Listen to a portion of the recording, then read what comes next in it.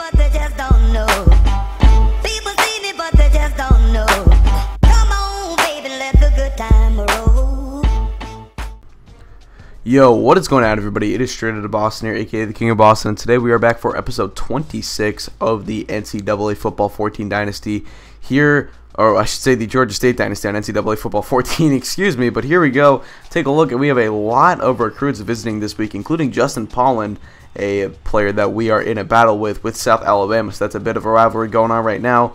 Take a look at some of the points we're distributing. I just kind of decided to speed this up as some of our point distribution was a bit scattered this week, but nonetheless, you can take a look at it quickly right here before we get into our game, as we will be taking on UL Monroe. The Georgia State Panthers are 3-4. This is a huge ball game for the team. Really, we cannot fall to 3-5. I mean, if we want to get even close to what we did last year, going 9-4, we'd have to win out, obviously. But if we can just get to 7-5, 6-6, try to make a bowl game, try to finish in the upper half of the Sun Belt, I'd call that a success. I think we played a bit tougher of a schedule this year. I think we've had a bit tougher road games. It's very hard to beat us in the Dome, I've realized, but it's not that hard to beat us outside of the Dome. Kind of like I don't know, a lot of people can say that about teams like the Saints and the Falcons, but anyway, you can formulate your own opinion on those things, but I'm just saying it's kind of a comparison where we're a lot better at home than we are on the road, but let's try to take advantage of that today as we are playing UL Monroe at home, and Brayley Brown is going to end up firing that one incomplete to McNeil.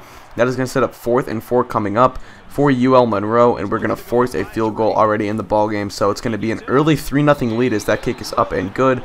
And the UL Monroe Redhawks, I believe they are taking early 3-0 lead. And here's a game to keep an eye on. Troy beats Old Dominion.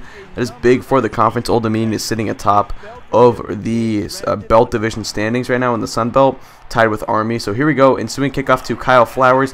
He's going to run up the left side, and he's got some space. He's got a block. He's got no one to beat. Kyle Flowers, not quite the returner that Albert Wilson was last year, not quite the returner that Kyle Clifford is over there at South Alabama, but he gets the job done right there.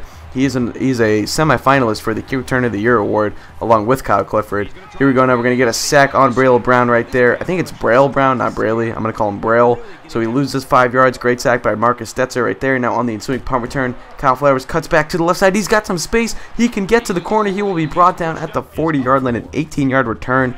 We get some good field position here, 2nd and 4. Kyler Neal running up the middle. He's going to pick up the first down on the 5-yard carry.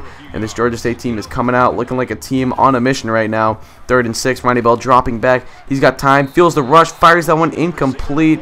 That is going to set up a 4th and 6 coming up. So we're going to bring out our field goal unit. Will Lutz is on for the kick.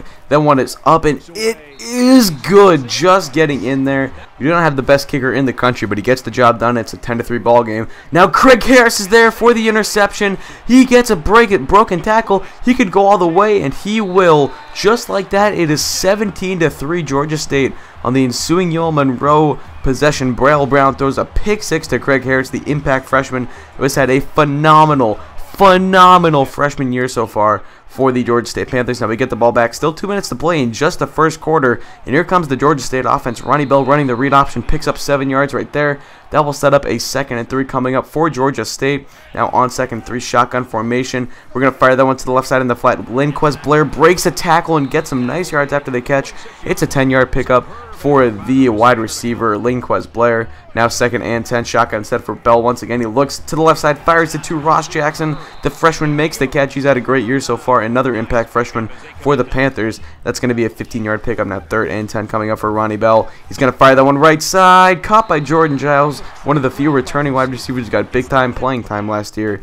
And that is going to be now a 2nd and 8, I believe. Kyler Neal to the outside. He's got speed. He's going to cut back up, pick up the first down. It's a 9-yard carry for the new starter, Kyler Neal, as Gerald House is back, but it does not matter as we are running with our guys here with Kyler Neal, who did so well while House was out. And there we go. Ronnie Bell gets the rushing touchdown. It's 24-3 already. Here we go. We got another studio update, and UCLA goes down.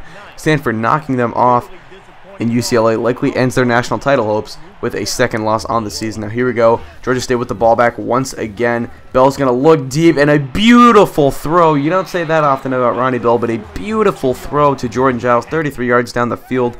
Now 3rd and 13 coming up. Bell going to drop back, deep drop back, firing it. That's going to be caught by Drew Pearson, the tight end, finding himself open. A 23-yard pickup, in this Georgia State offense is starting to look really well so far.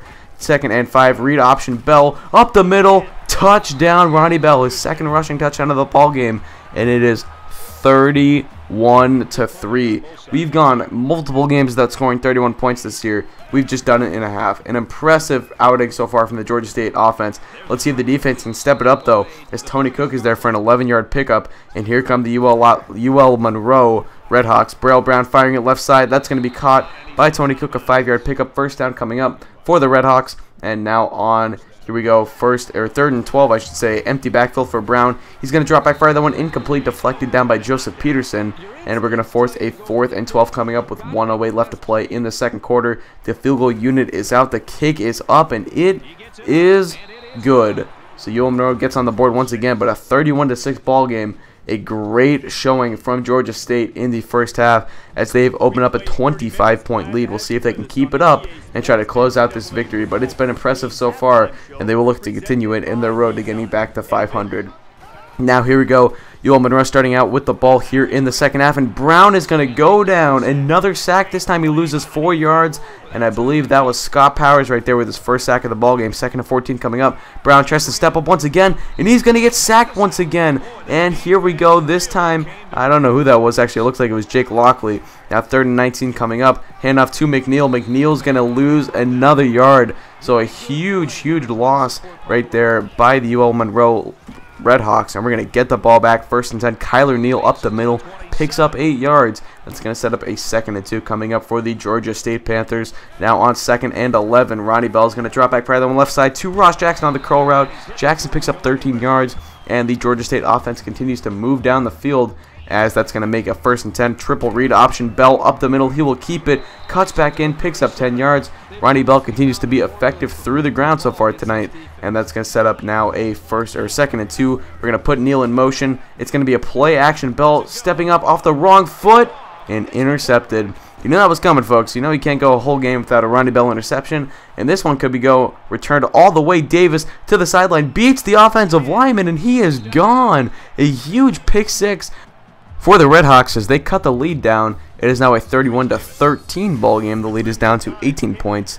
And here we go, taking a look at a studio update. Alabama, probably another team that ended their national title chances. They lose their 2nd ball game of the season. LSU knocking them off at home.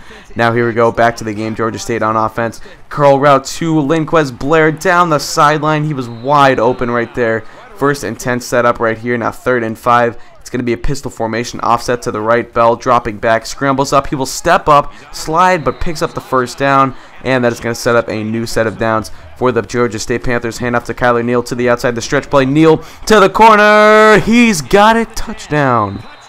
Georgia State opening up a can of whooping right now on offense. 38 points. It's 38-13. Here come the Redhawks. Braille Brown is going to drop back, fire the one left side. Somehow caught. I don't know how our guy did not somehow deflect that, but Rashawn Caesar, I don't even know how to say that name, but he picks up the 1st down on Devontae McNeil to the left side. He will pick up a 1st down of his own on a 12-yard pickup by the UL Monroe Redhawk and the starting running back for the team. Harper over the middle. He will make that catch. Colby Harper picks up his first catch of the game, 18 yards, and that's going to set up now a new set of downs. 2nd and 10. Shotgun set for the Redhawks. Braille Brown going to drop back, look to the left side, caught by Tony Cook. And this offense is starting to move down the field. The defense of Georgia State is what's really anchored this team so far this season to the 3 wins that they have. But they're starting to get exposed right here. McNeil up the middle, and he's going to get his way into the end zone for the touchdown. Devontae McNeil, 15 yards up the middle, touchdown Redhawks. But here come the Panthers. They are not going to go down quietly. They are not going to let up. Ronnie Bell carrying another huge run right there, 16 or 18 yards up the field for a 1st down. Now here we go. Shotgun set. It's going to be a straight handoff to Kyler Neal. Neal up the middle, continuing to look impressive. Just unbelievable what we've seen out of this kid. And now here we go. 1st and 10. Ronnie Bell rushing. It's going to spin around. Check out the moves by Ronnie Bell. You don't see that every day out of a quarterback, but you're seeing it out of Bell tonight. He is playing like a man possessed with running the ball. Here we go. Another keeper for Ronnie Bell. Bell up the middle. 1st down. Nobody's going to pick up 9. Just short. 3:30 to play. We're doing a good job of running some clock here. It's going to be a handoff to Gerald House. He's healthy again this week, and he's going to pick up the touchdown. 11 yards up the middle for Gerald House. And he's the guy that we still look to go to when we're looking for runs in between the tackles, when we're looking for short yard situations. Definitely want to go with Gerald House. Neal still struggles at kind of picking up the short yardage sometimes, but nonetheless, Here we go. Now that is going to be a fumble recovered by Scott Powers, and that is going to be your ball game. That will wrap up the game. We would run out the clock from there, and your final score is going to be 45-20 as Scott Powers returns the fumble right there. He would eventually be tackled, but nonetheless, boom in the ball game, 45-20. That is what is important, and that is going to wrap up this video for me. Ronnie Bell, your player of the game, well deserved. 106 yards to the ground, 186 through the air, 2 total touchdowns. Did turn the ball over, but that is fine. You know, it's just something you don't want to deal with when you have Ronnie Bell as your quarterback. He's not the most accurate thrower, but he gets the job done, and he's helped guide this offense to 45 points today. So, impressive outing from Georgia State. We look to continue our progress in future games, but that's pretty much going to wrap it up for me. Thank you guys for watching. I hope you did enjoy, and just out. Peace.